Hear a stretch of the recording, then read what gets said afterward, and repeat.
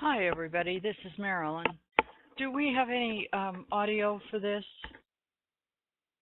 I hope we. Thanks. Hello, everybody. This is Marilyn, and it's time for the noon edition of Welcome to My World. This is Friday, the 27th of May, and this is the beginning of a 3-day weekend in the U.S. So if you live other places, Monday, the U.S. will be on a full-blown holiday. This really in the U.S. starts pretty much the beginning of this week or last weekend. For lots of people, they take the whole week off, and the major traders are no exception to that. So volume's been a little light. If you notice, if you pay attention to the volumes on your time and sales, if you use those, you've noticed, I think, that they're all across the board just a little bit lighter than normal. Certainly, crude oil is trading about half the number of contracts that it normally does. So anyway, we've had the U.S. indices this morning. The laggard seems to be the YM. It's kind of holding back from its little friends, and the big time leader this morning has been TF. TF is just it's been on a mission, and pretty much the NQ and ES. I know we have people in here that trade that US 500 on the Nadex is the underlying to that is the ES contract. I'm not too crazy about trading ES futures contracts, the straight up futures. But nothing else really has moved. The dollar has been a big deal.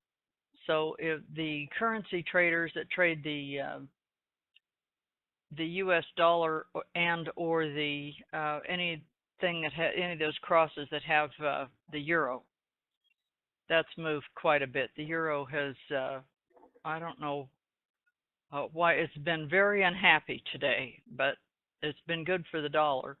When the dollar goes up like this, gold generally drops off, and that's certainly been the case today.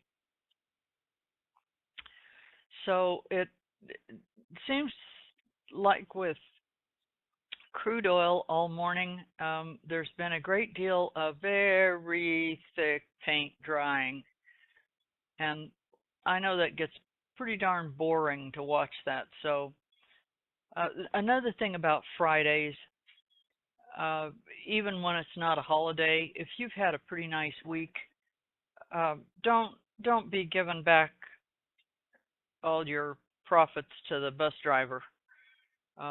There's, if you don't trade on Friday, the trading police are not going to find you and issue you some kind of a warrant or a penalty. So there's absolutely nothing wrong with trading, not trading on Friday. For those of you who trade gold, the gold contract rolled today for Nadex. And that is a good point. I meant to check. I checked earlier to see how the futures contract on gold was. And yeah, the newer contract, this would be the August contract. It's pretty much moved right over. The volume is really coming out of the June contract. So I'm going to go ahead and roll my gold here in a few minutes. I've had a lot of things I've had to take care of this morning, so this has been the week that was for me. I just have not been able to trade literally at all. But it sure doesn't stop me from looking at these markets about every 10 minutes. So let's see. Next week, I posted a screenshot in here. In fact, I think I have that right here. I'm going to put it up again. It is the holiday schedule for Memorial Day. And if you don't, let's see if I can get this loaded here again. Yeah, here it is. It's right here, so you don't have to scroll back and find it.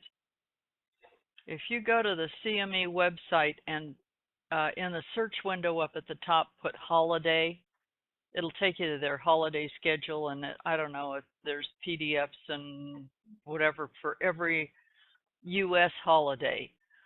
But keep in mind, if you are living in another country or traveling or whatever it is, the CME is this is where all these electronic trades that we make, this is where they're cleared through the Globex.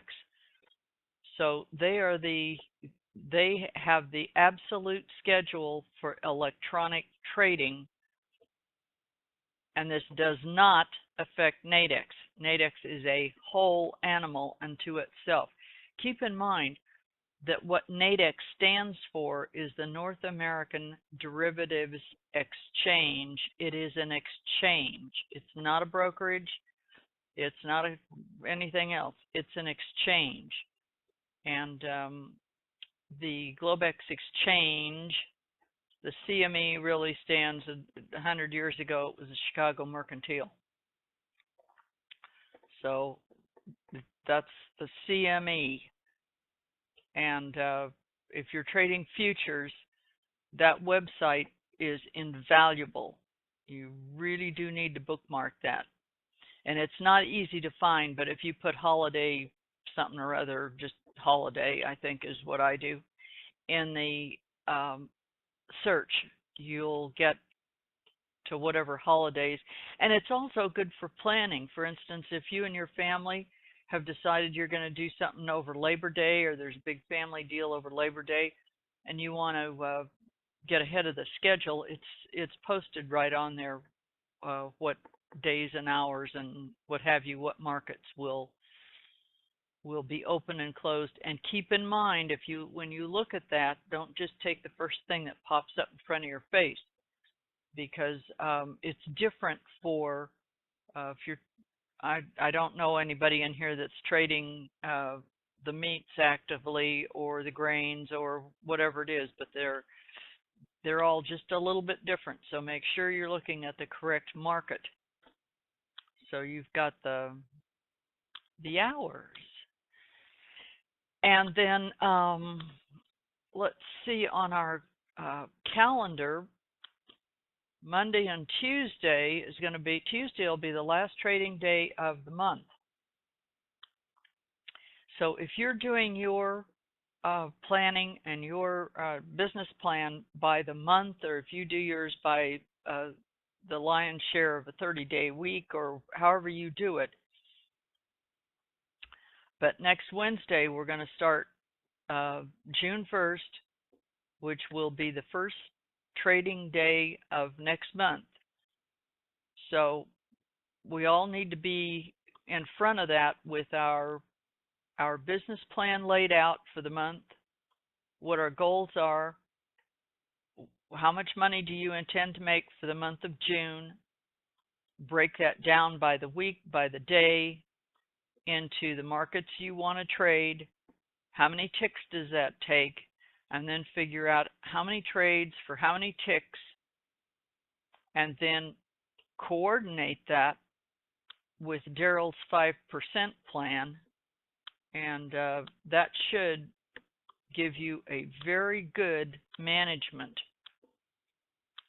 tool for managing your money.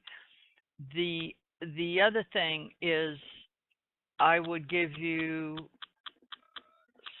just a word of wisdom if you're planning for June and July and especially August. You need to get all the P's lined up and really learn how to pee, because peeing is going to become more and more important as we head into the summer months. The biggest P is going to be patience. We've got to practice that patience, and not only practice it, but practice it enough till it's truly incorporated into the way you trade. Monday morning there will be a little bit of economic news. The numbers from Canada come out at 8:30, but there's nothing super significant until the evening when Australia is going to put out their this is on Monday, their building approvals. If you trade currencies, I would sure double check what's happening on Sunday night in Australia, New Zealand, and China, Japan, because that will affect those Sunday evening markets. So on Tuesday, which is probably the first day a lot of people will be back into the Apex room, we'll have 8:30 news from U.S. and Canada. Not hugely, but the Canada GDP will be announced, and that could have some effect on crude oil Tuesday morning. But then we'll just pick it up from there. Monday there will be no commentary. We let Tony, God bless him, as the producer for recording this and getting it posted and all this stuff.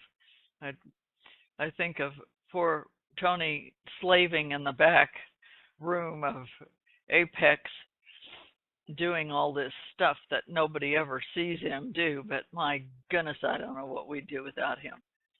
So he'll have Monday off. We'll just give poor Tony the day off. But I hope everybody has a wonderful, wonderful weekend. Be safe. If you're driving, I'm kind of allergic to all the fruitcakes that are on the road, so I really try to avoid